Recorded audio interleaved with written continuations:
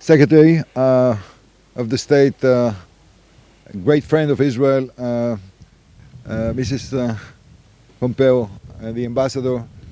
We just had a great visit and I think briefing about the Golan Heights. I would like to take the opportunity to thank both the President Trump and the Secretary for their long support for the security and the fate of the State of Israel. The Secretary made an historic visit to the Golan Heights, I think first ever to here. He, as a former head of the CIA, he know the facts, but he insisted to come to see firsthand and to hear the briefing from the military commanders and to hear from our legendary hero Kahalani what happened. In his background, he was an officer, armored officer, so he knew the story. But and I think there is no need to explain when you stand here what's the strategic importance of the Golan Heights. So thank you for recognize the sovereignty of the State of Israel. Thank you for coming and really appreciate it.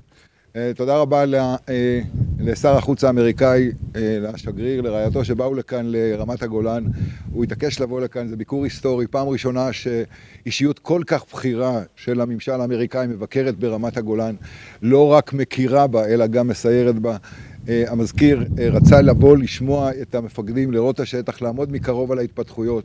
אני רוצה להודות שגריר, לנשיא, על ההכרה ברמת הגולן, על כל התמיכה היוצאת מן הכלל שהם מפגינים במשך שנים למדינת ישראל. מדינת ישראל בטוחה יותר כתוצאה מהתמיכה האמריקאית, ואני מודה באופן אישי למזכיר המדינה, לנשיא, לשגריר, על כל מה שישראל, אזרחיה, חייבים לה. תודה רבה. Thank you. Thank you.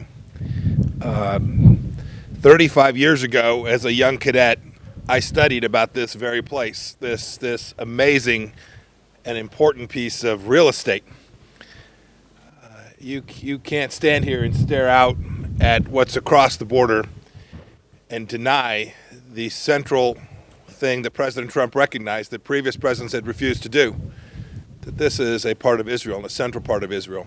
I remember, too, not long after I was a cadet, I was an officer in the United States Army, and I remember the international pressure to return this very place to Syria.